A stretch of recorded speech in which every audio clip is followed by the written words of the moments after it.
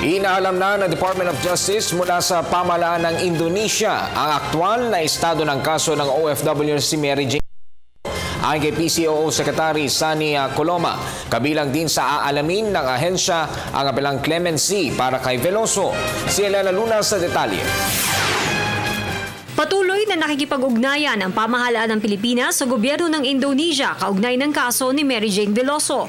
Ito'y matapos sumabas ang report na umano'y bibitayin na si Mary Jane sa susunod na linggo. Si Mary Jane ang OFW na nahulihan ng pinagbabawal na droga ngunit nakaligtas sa sentensyang firing squad noong Abril matapos personal na umapila si Pangulong Aquino kay Indonesian President Joko Widodo.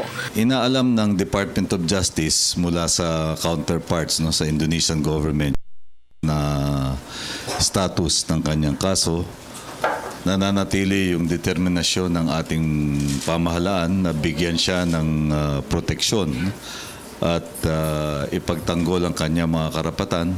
Ayon kay PCOO Secretary Sani Coloma, kabilang sa ibibigay na update ng DOJ ang nakatakdang pagsampa ng kasong illegal recruitment, qualified trafficking at estafa sa umano'y recruiters ni Mary Jane na sina Maria Cristina Serio at Julius Lacanilao. Kasama yan sa impormasyon na ipararating natin sa pamahalaan ng Indonesia para mabatid nila na mula nung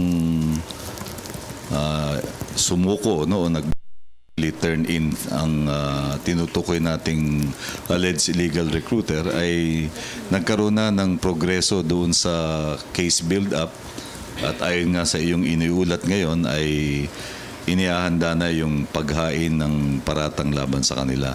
Kaya ito ay magiging bahagi ng ating pagbibigay ng update sa Indonesian government. Ayon rin sa kalihim, kasama rin sa kukuning update ng DOJ sa Indonesia ang apilang clemency para kay Veloso. Para sa Telebisyon ng Bayan, Elena Luna.